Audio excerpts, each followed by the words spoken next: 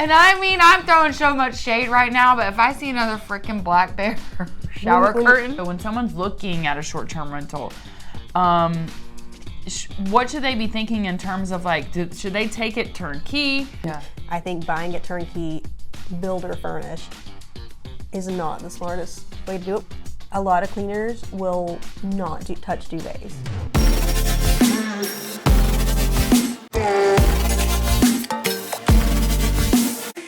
What's up? It's me, Haley Jones, and today we are here with Ashley James from James.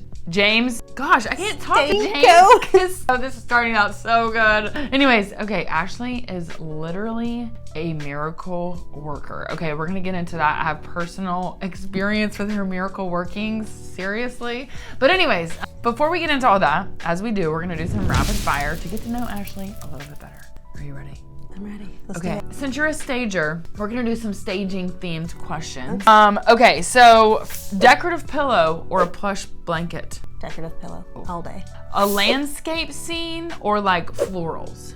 Landscape, for sure. Do florals like change too no. much, or I guess it's similar, like, I mean do like a love floral. a good like vintage botanical. I feel like that's in right now, a vintage Yeah, I'm botanical. into that. Like, I'm a Yeah. sucker for one of those, but I do love a good landscape. Do you use like, do you go succulents or do you go like a bush? A bush. Really? I'm not into succulents. Really? That's a style, and a lot of Yeah. people love them. Yeah. They don't speak to me as much. I don't know. Oh, I like that. But you know, in staging, those are very popular because Yes. they look real. You know, They do look real, succulents. yeah. The fake look real, and the real look fake with succulents. Oh, a lot of true. times, you know. So you can make those look more realistic. Interesting. Though faux plants in general are more acceptable these days than they used to be. They're more acceptable in my house because they don't die. Oh yeah, yeah. That's the only thing that I have in my house. Okay, chocolate or vanilla? Vanilla, Coffee or tea? coffee, black. She said black. I need a little cinnamon. I need a little vanilla. Yeah, I like it stout. I need it what it's there for. But nothing like fancy, like a good Folgers black. Oh. yeah, Folgers I'm not black. fancy. Yeah, I'm like, I need some booze in there. Okay, Peyton or Dolly? Peyton, Like it. Football or basketball? football, College, pro. college, Who's your team? UT, obviously. Obviously. Well, you're from here, aren't you? Yeah. Okay. Born and raised. Okay. Peyton's my future second husband. My husband knows that, by the way. He knows. Peyton's my But next. then I got a wife. Never mind. I gotta move on. Well, you know, we can always dream. Yeah. Did you watch the Tom Brady roast? I started to, Okay. and I watched Peyton some of it. was It's in good. there, yeah. I didn't see him. He's there. at the end. Well, the thing I is didn't so get to the end. freaking long. Yeah. It's like 3 hours, and you're like, so Peyton was there, and he was like I love Peyton, but it was like you have to just go watch that Was he section. trying to make jokes? Well, he was making jokes, but I feel like usually on camera he's very like, you know what I mean, like natural. And this seems very like teleprompter scripted, which obviously it was, but I feel like usually he has some flow to him. But here I am critiquing Peyton. I mean, as if I have any business doing so. Okay, what's your favorite snack? I'm not a sweet girly. I'm more of a savory girly. I don't know. Like if you, what would like top 3 things be? Like if you're like, I need a snack. Cheese and crackers. That's a good one. A charcuterie board. An entire charcuterie board. The whole thing. I like cheese and crackers. Well, cheese and crackers are good. Okay, are you a book reader or like TV watcher? TV. Okay, what are we watching right now? 2020 reruns on Hulu. They got like 46 seasons, and every season's got I guess a you could bajillion never episodes. run out. I never run out. I love true crime. You know, I love. Have you rewatched any episodes? No, there's so many, and That's actually really smart because we run out of stuff. I'm like, what's to watch now? Oh, But there's so 2020 you many could never run seasons. out. Do you watch Dateline? I will, yeah. Okay, but she's 2020 is what I'm doing right now because I've watched all the other true crime documentaries. Yeah. Waiting on new ones to come out. So in between new awesome documentaries, 2020 is my filler show. Have you watched Jinx? No. Okay, it is a real life. My husband has gotten me into it. You should watch it. Jinx, it's true crime. True? And you're like, how is this even happening? How's it spelled? Jinx, Jinx. Jinx. It's how I about imagined it would Robert be. Durst. And yeah. Okay. It is I can't even. And then Baby Reindeer is another one. But that's more like a storytelling, like a recapping. Yeah, which I typically don't do, but I did start watching it, and I stopped, I think, episode It took a hard 4 or left 5. turn. It took a hard turn. I felt messed up. I couldn't. Yeah, I had bad dreams after I watched it. I was like, I can't watch it. I I'm know. uncomfortable. Yeah, I know. Yeah, I had some bad dreams after I watched it. So anyways. I could see that for sure. Yeah. Anyways. Okay. Okay. Let's take a hard turn. Okay. So you have a staging company, but tell us kind of like the evolution of like where you started to what exactly you're doing now. Okay, yeah, we started in 2020. I started staging homes for realtors like I didn't know that you started I didn't know that. That's when I got my license. Anyways, yeah. What a great time for us to start businesses. But hey, we're here. We're here. We made it. Now. We made it. We're getting paper. No. Anyways, okay, 2020. Some days maybe not. Yeah, I know, right? 2020 we started. I started staging homes for real estate listings and loved that. It was going well. It was 2020 and I wasn't sure my business would take off. Yeah. And somehow. Because what'd you do before? I was a paralegal for 10 years. I did not know that. Wow. For a long time, and I didn't love it. Yeah. I wanted to do something more creative. Right. A friend of mine asked me to help her stage her home. Yeah. I did, and then I was like, okay, we're doing this, and that's what we did. That's what we did for a couple years, and then another friend. Basically, my whole business I owe thanks to all my friends because I have an awesome friend group, awesome support system. Yeah. And one friend asked me to do her short-term rental.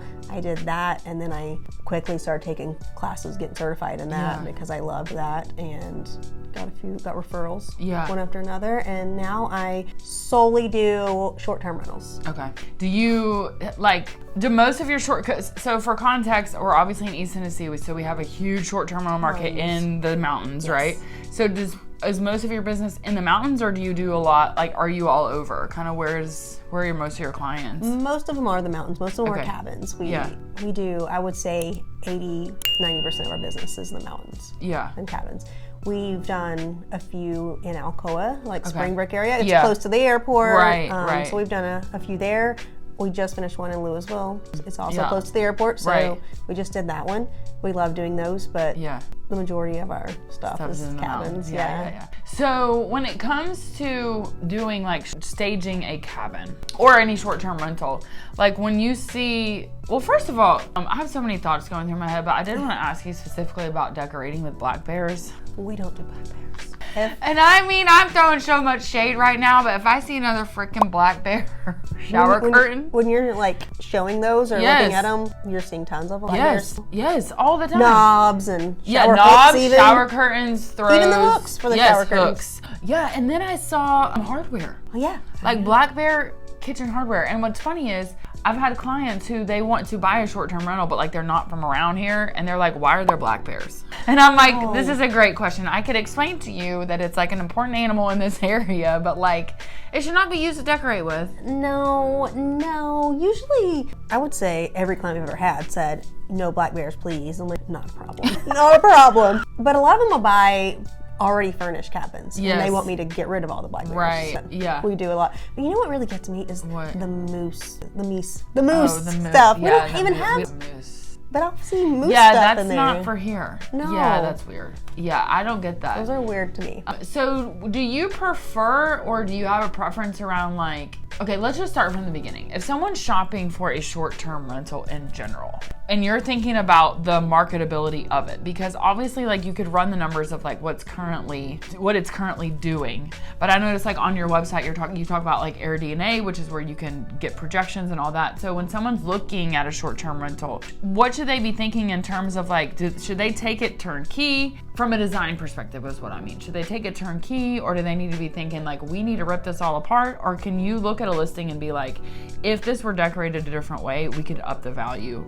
or the, I guess, income? Yeah. Like, what's the analysis of that, I guess? I can look at a property and tell how we can make it perform better, get a higher return, higher nightly rates. You want it to stand out on Vrbo or Airbnb. So we need to style it in a way that's going to take great photos. You've got to have a great photographer. That's another part of the mix. Yes. And so I help them find a photographer. If they don't have one, I can make some recommendations, and I can also stage for the photographer because those pictures are everything. But yeah, if you just buy a turnkey property, I think the market's very saturated, obviously, in the Smokies. Very I think saturated, yeah. if you lower your nightly rates enough, it's gonna rent, obviously, but prices are very high right now. Interest rates aren't great right now. So you've got to really do your research and really pull the numbers to make sure you're going to get a return on it. And I think buying it turnkey, builder furnished, is not the smartest way to do it. We can reuse things. We can reuse like bed frames and things, but we need to come in and just make it a lot more appealing to your guest. Right. What do you see as like some major mistakes right now where you're just like, if you would just tweak this or tweak that, that would adjust like what someone's making their return? I'll say one of the easiest things you could do is bedding, update your bedding. But I will also say that we no longer do refreshes, because I have had clients come to me and they aren't having a lot of success with their rates and they're not making a lot of money back. And usually when someone comes and wants a refresh, they want to just put a little bit of money into it and want it to do better. But the little bit of money they want to put into it, they don't want to make huge changes. That's not going to make enough difference. Right. It's not going to be worth it for them to pay me to do that, and it's not going to perform that much better. So really you need to commit to really making changes. Like redoing, yeah. So I noticed like on your website when people go fill out your form, you have like different price kind of brackets that they like, you ask their budget. So if someone has a 3-bedroom cabin, I mean, you do top to bottom, right? Yes. So if someone had like a 3-bath cabin, like what's realistic budget wise? I don't know, it's probably hard to say, but like if you were gonna do some, or you're gonna go all out, like what could you expect to pay? I would say a healthy budget for a 3-bedroom cabin, healthy would say you can guesstimate $5,000 per bedroom, 5, 10, 15 right there, $6,000 per common space. So $6,000 for your living room, your dining room, if you have a game room, outdoor spaces, depending, those can range from $2,000 to $6,000 depending how much we do there. Right. So I would say, rule of thumb, say $5,000 per bedroom, $6,000 per common space. And that includes bathrooms too. Bathrooms kind of are included in that $5,000 price for the bedroom. Yeah. Because they're not, they're not much. But we do kitchens, we stock things for people down to silverware. We bring plungers in every bathroom for the cleaners. Why do you need those? I'm just kidding. We buy pillows, so it is truly ready to go when we're done. Right. And then how involved do clients, like do most of your clients just hand it over? Or are people like, this is the aesthetic I want? Like, what does that look like? Most of them hand it over. A lot of clients will want to see like a mood board to approve before. So we send them a mood board that shows them this is the design direction. Do you approve it? Is this kind of what you had in mind? Are you good with this? And 9 times out of 10, they are, or they make one small tweak, and then we go forward and buy everything. If something's out of stock, we obviously replace it with something comparable. Right. And that's typically how it goes. If you want to be more involved, it's obviously lengthens the process. Right. So if you want to get your property on the market, which you do, I mean, if it's just an investment, every day you're losing money, so you need to get it on the market. So the more involved you are, the slower this is going to be. Right. And the more expensive it's going to be because that takes more of our time. So we're going to have to build more. So though it kind of becomes more of a traditional interior designer work, which is different than a short-term rental designer. We're like all about time and efficiency to get these things on the market. Right. Yeah. Move it along. Move it along. Yeah. Something you mentioned on your website is about it like looking good, but also being practical. So tell us like what that looks like. And I like specifically in my own experience with like renting a short-term rental, like we had this one rug. It was beautiful. And this was not related to this was in New Orleans, okay? And this rug was beautiful, but it slid all the way across the floor. People were like falling on it. So like, tell us about how do you do that? How do you make it look good, but then also how do you make it where it's like actually usable, especially with kiddos? Yeah, I mean, it's a tricky balance. Yeah. For sure. You also got to keep in mind when you're designing and furnishing for short-term rental, the cleaning crew, because they are a huge aspect of the business, and they're running your business for you essentially while you're gone. And a lot of cleaners will not touch duvets. Designers, we love duvets. They make the bed look lush and luxurious and beautiful. We love duvets.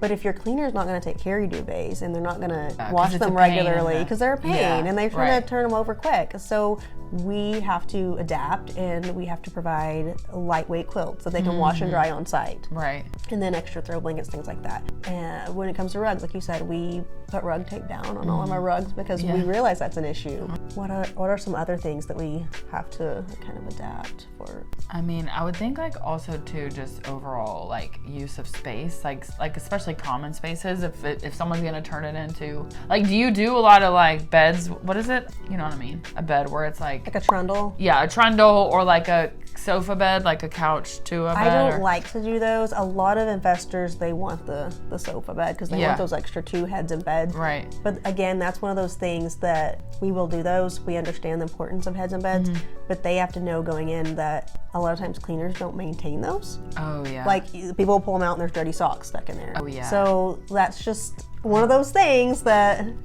I guess it's a balance. But trundles, I don't love trundles, but we will do trundles if needed, if space is really tight. One thing that I do think we really have to work with is dining rooms, because oftentimes these cabins will sleep 12 people in a tiny little dining room. Yeah. And you want all the people to be able to supposed to sit. So that's where we got to kind of work magic and try to get creative. And maybe in a traditional design, you wouldn't cram all these chairs in there, but we've got to order chairs that are low profile, and we've got to put more in there than is the most aesthetic. But we make them pretty, but still, it's and probably sometimes like on your photos, you're staging a certain look, and then for the livability of it, it's a little bit different. Like you might not have all 12 chairs in the picture. Right.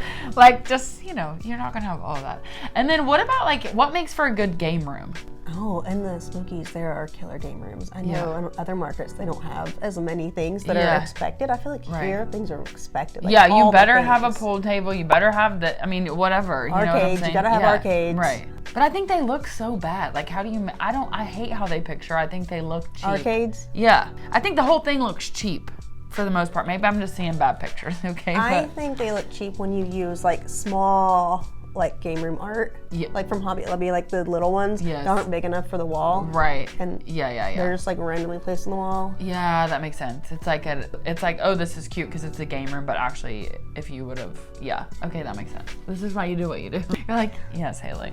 Okay, so what does the overall process look like in terms of like start to finish? What could somebody expect time-wise? If they're not interfering, okay? With the most love. With all the love. No, I want to be real. She knows what she's doing, okay? Just let her do her thing. Seriously. We only order in stock quick ship items because we know it's got to get here, it's got to get done. So we like you to call us when you're under contract, and then as soon as you close, then we sign our contract. We exchange mood boards. I think usually 6 weeks. Yeah. Usually 5-6 weeks can be turned around. If it's larger, closer to the 6 weeks. If it's smaller, we can get it done sooner. It just depends. Just depends. So then if someone has a cabin right now currently, and you said you do not do a refresh, but would you do like a start over from scratch? Yeah. And then so do you essentially pretty much pull everything out, or you figure out like we use what we can and then you go from there? We'll use what we can. Yeah. We will post things on Facebook Marketplace for people, for our clients, and help our clients sell those because most of our clients are remote. And then whatever cash we get, we'll put towards new things to kind of add to their budget. Yeah. How much time do you spend on Facebook Marketplace? I just want to know, because she found this killer couch for me for a house once. I mean, it was great. Facebook Marketplace. I hate that place. I hate it. I do too, really, to be honest. I only go there when I'm desperate. Okay. Yeah. I used to shop more, but it's gotten worse. People are worse. I mean, I just can't even go on. Anyways, yeah. So I was like, okay, so where do you source most of your stuff from? Usually we, some of our favorites, Article, Wayfair, Amazon, Target. So quality furniture is important. I mean, it's definitely important to have quality stuff. So we're gonna read reviews and only get things that have 5-star, like great reviews that are gonna be quality. But at the same time, it doesn't make sense to put restoration hardware or super high-end furniture in a short-term rental because one, those things take forever. Anytime we get anything white glove delivered, it's always a disaster. It always adds 4 or 6 weeks to the timeline. We really like Pottery Barn and Crate and Barrel too, but again, we gotta know they're probably gonna be late. It's probably gonna be an extra month for that piece. So we try to stick with those quick ship places that have a lot of the same things, they just don't have the name brand markup on them. Yeah. We have wholesale accounts and trade accounts too that we sometimes use. But like I was saying, if you can put a $10,000 couch that may be built super sturdy, but it doesn't matter how sturdy that frame is built if you've got an 8-year-old kid carving his name in this leather with a knife. And that's happened. We had like a $4,000 to $5,000 sofa in a place and a kid, and I know his name. I know who he is because he wrote it in the couch. I know his name because he wrote it in there. He monogrammed it. In the couch. I mean, and so you will no matter how much you invest in the front end and say, oh, I got the highest quality furniture, you will be replacing it. Right. So if you put a $10,000 couch in and you have to replace that, or when you have to replace that, right? That's a lot of your profit for the That's month or 2 months or of your however profit, many months it could. So we want to use things that are high quality but aren't going to break the checkbook when you need to replace them. Yeah. Is there anything from a design perspective that you, like if someone's looking to purchase a short-term rental, from a layout design perspective, like on your own when you're thinking of staging, that you're like, do not buy that property? Like that would kill. Not enough bathrooms. Yeah. 3 bedrooms and 1 bath is not as desirable. Right. Yeah. I mean, just like living there, but obviously when you're traveling, say you've got friends that are close enough to travel together, but they're not close enough to share a bathroom the whole time. Yeah. They're there and wait on each other to shower and all that. So a lot of the new build cabins they're doing 1 bathroom per bedroom is like the new trend in building, and that's which makes sense. Genius. Yeah, no, for sure. Well, because even like when we will go places with couples or whatever, we're only gonna get something that has a bathroom per couple, basically. Exactly. So that's smart. So anything else besides like enough bathrooms that you can think of? We can work with most things. Yeah.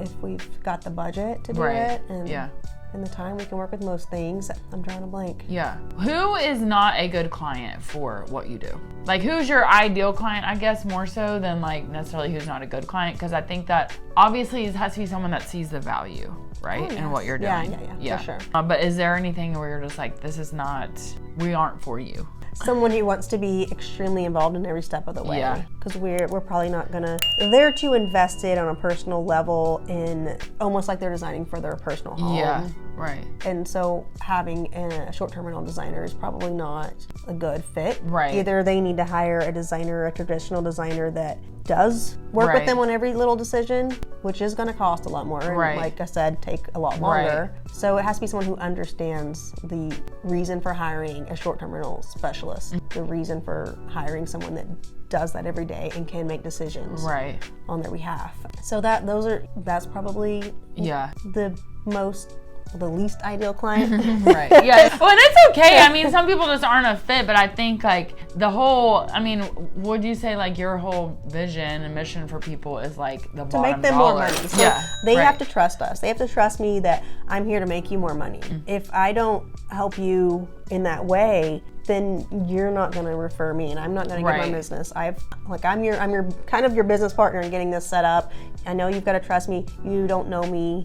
You live in California, but I think I'm a personable person, so I try to connect with them and let them kind of get to know me, like real me, and hopefully we get some rapport there. Right. But we've got to trust each other, and usually my clients are really great about that. I will say that. Yeah. Well, I mean, your work speaks for itself. Like even just like in my own experience with you, I'm just like, you go do it, because she's gonna like kill it no matter what, and she's gonna figure out solutions to problems. Seriously. I mean, I'm still okay. The first thing we worked on together was like this 9,000 square foot house. It had expired twice, and it had the unsellable mansion. Yeah, literally the unsellable mansion with like 8 bedrooms. It was like septic rated for 2 bathrooms. I mean, it was like, and it was but anyways, I mean, even just like little details about like kitchen backsplash, just figuring out a way for us to hide what was there without having to put a new backsplash in. Like, I mean, take major risks. And I mean, I'm just saying, just trust her. You took a lot of risks. Like, you really put trust in me. Yeah, I know. I was like, well, and she's like, I think we can. There was this if any of my people that bought that house see this is just my truth, okay? There was god-awful marble flooring. Do you remember that? Pink marble. Pink marble with like a dove, right? Dead center. Like a dove, a marble dove, okay? And it was so bad. It was like, oh my God. And like, she figured out this paint, you could paint it, okay? So we go, I don't know if I've told you this story. I mean, we go, it was on the market for a while. Like, it had expired twice, like, Before whatever. you. No, Yeah, it had expired twice you. before me. And then, and the seller was basically like, listen, I'm not doing anything, so you're gonna have to, if you wanna stage it, you stage it. And I called Ashley and I was like, Ashley, I need your help, okay? And she was like, let's go. Okay, so she found this stuff to put on the marble floor, okay? And it looked so good. You couldn't even tell that there was pink marble underneath. Pink marble. Why would you put that? It was like pink and green and maroon or something. Yeah, it was intense. It was a moment. Maybe it was a choice. It was a custom choice. home choice. That's what I've started saying. This is a custom home. And they made a custom choice. There were some other custom choices in there too. Anyways, okay, so she figured out the stuff to put on the marble, okay? Fast forward, and it had been on the market like a month or something, and like the sun had gone over there, and the seller called me, and she's like, you painted the marble. She was angry. And I was like, I go, well, I said, you can take it off. We can take it off if it needs to be taken off. And I go, but remember, you told me, do what we need to do. And we did. And that's been sold. She got it sold. After it expired. Oh my gosh. So anyways, but I just say all that because she knows what she's doing. Legit, for real. Just trust what she's saying, okay? Okay, so if someone wants to work with you, like, what do they need to do? Who do they need to call? Tell us that. You go on our website, jamesstaging.com. Shoot me an email through there, or my phone number is probably on there. Shoot me a text. Yeah. Give me a call. And she's on social on I'm Instagram. on social. Yeah, also James Staging Co. And so find me there and reach out. Yeah. Is there anything like about this process that I haven't asked you that you're like, we need to talk about this, or like I totally missed? Oh, you've done really good. You've done your research. No, I'm just kidding. I just think you all need to. I think that this is something that goes like way missed. And I think right now, even if you look at short-term rentals currently listed, the photos are bad. Like even just listed for sale, the photos are bad, blah, blah, blah, blah, blah. And like all of that can be adjusted like simply by the marketing of it, but also what's in there. Because there is major saturation. And the thing is that like, if you're gonna do a short-term rental, it can be successful, but you have to have it has to set itself apart. It does. And I mean, at the end of the day, because there are so many here, you're never gonna be the most unique cabin in the Smokies. Right. But you can be a top performer and you can consistently bring in great nightly rates. Right. Even, there's down seasons, there's times off. But people are still buying in because there's still money to be made. Right. Yeah, there's still money to be made. Lots of money to be made. Yeah, because we have this is one of the most traveled to national parks, period, like in the country. So it's like, that's not going to change. So I think the thing is that it's not as simple, maybe used to back in the day. Maybe it was like as simple as just buying it and putting it up, listing it. I don't think it's that simple anymore, which is why I think it's important to hire somebody that like knows what they're doing, is on Air DNA, knows the numbers, whether or not you're purchasing. Like you need a good agent that knows what they're doing, but also on the staging side of it. You've got to have a good agent that knows what they're doing. Yeah. And then just, you've got to make it appealing. Like if you don't want to see pictures 2, 3, and 4, that's a bad sign. Like your pictures 1, 2, 3, 4 should be amazing, which means like it needs to be staged properly. So anyways, this is a service like that is well worth the money. I think sometimes people like have sticker shock, but it's one of those things that like, you want to set it up right the first time. Yes. Because when you're new, when you first get listed, say on Airbnb, you get a boost in the algorithm when you're a new property. Right. And you need to leverage that when you're popping up at the top of the algorithm. Get guests to book right away, so it needs to pop in the pictures, and they'll book right away, get those good reviews, and that'll help keep you in a good spot on the algorithm. You miss that first coming out of the gate, it's going to be hard to recover. So you need to set it up the first time. I think in the beginning, maybe it costs more than if you did it yourself, obviously, but you're not having to take it off the market later and have it redone. And start over. Yeah. Perfect. Okay, so go find Ashley, James Staging Co. Instagram, the website, anywhere, or message me. I can get you directly to her. She's great. So, anything else we missed? I don't think so.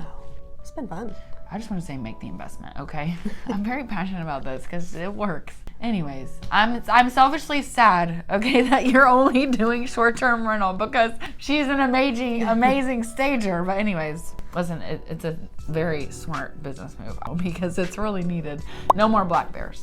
No more black bears. We will help you resolve your black bear issue. Awesome. Thank you so much, Ashley. This has been amazing. Thank you. This has been fun. Thanks for having me, Haley. Of course. All right. We'll see you guys later. Bye.